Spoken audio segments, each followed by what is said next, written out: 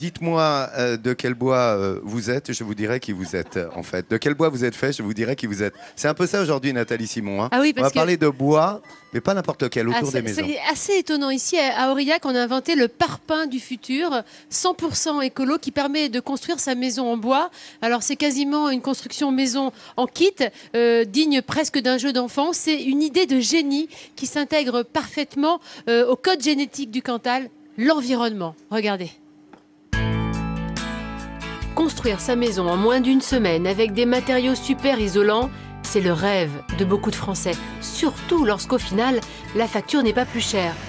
Le procédé est nouveau et a été inventé à Aurillac. Voici le parpaing du futur, un bloc de bois rempli de laine de roche 100% écolo. Et l'homme qui a inventé ce parpaing nouvelle génération, le voici. Jean-Pierre Ladvie, ingénieur de formation, est aujourd'hui à la tête d'une PME de 25 salariés. Dans son unité de production, la matière première est écolo. Alors là, c'est intéressant parce que c'est des panneaux composites qui sont faits avec plusieurs essences de bois. Et l'avantage de ce type de panneau, c'est que c'est un produit très propre. Ces panneaux de bois sont alors débités, usinés, puis assemblés. Résultat, un parpaing 7 fois plus léger et 2 fois plus isolant que le minéral. Mais dans l'usine de Jean-Pierre, on ne se contente pas de fabriquer des substituts aux matériaux traditionnels. En seulement 2 jours, il peut sortir de cette usine pour le client une maison clé en main. Voilà, maintenant on est en phase finale, c'est la phase d'expédition. Et vous voyez devant vous, vous avez une maison qui est prête à partir, qui est entièrement palettisée.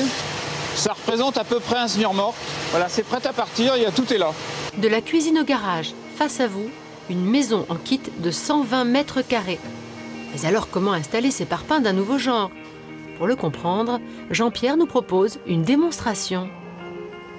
Ici, pas de ciment. Les parpaings de bois s'emboîtent, et pas n'importe comment. Des numéros sont indiqués sur les blocs de bois. Il faut alors, comme un puzzle géant, reproduire le plan de l'architecte. Chaque brique est unique, donc elle dispose d'un numéro qui lui est propre. Le travail des monteurs, c'est de les mettre dans l'ordre, parce que chaque brique a sa forme et elle a une place bien précise. C'est pour ça que la maison va très vite à monter, parce que tout est usiné en usine et c'est du modulaire préfabriqué en fait. Des maisons en kit, il fallait y penser. Cette idée de génie, Jean-Pierre l'a imaginée en 2006. Et selon lui, son environnement n'y est pas étranger. Le code génétique du Cantal, c'est l'environnement. Voilà, ça se voit dès qu'on sort en campagne. Et en fait, nous, on a en nous, si vous voulez, cette préoccupation de l'environnement. C'est ce qui a démarré un petit peu cette affaire. Et effectivement, après, on a compris que c'était des produits industriels qui pouvaient se développer, qui pouvaient apporter d'autres solutions que les solutions existantes.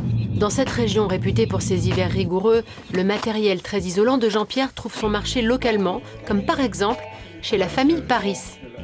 Le coût des murs porteurs est équivalent à une maison en briques plus isolation. Mais l'avantage de cette maison en kit, c'est que tout un chacun peut l'assembler. Sur ces images, voici l'habitation en pleine construction.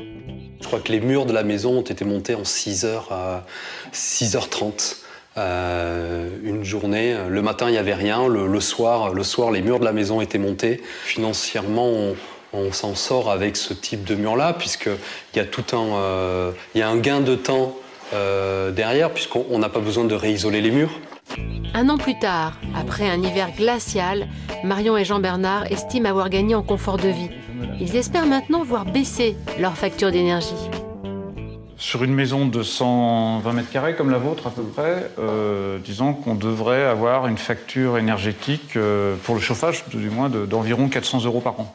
Soit une facture énergétique divisée par 3 par rapport à une maison construite dans les années 90. En 2012, Jean-Pierre a convaincu une quarantaine de personnes de passer au parpaing de bois. Aujourd'hui, le PDG en vend partout en France, et même jusqu'au Mali. C'est vrai que c'est devenu furieusement tendance de construire sa maison en bois.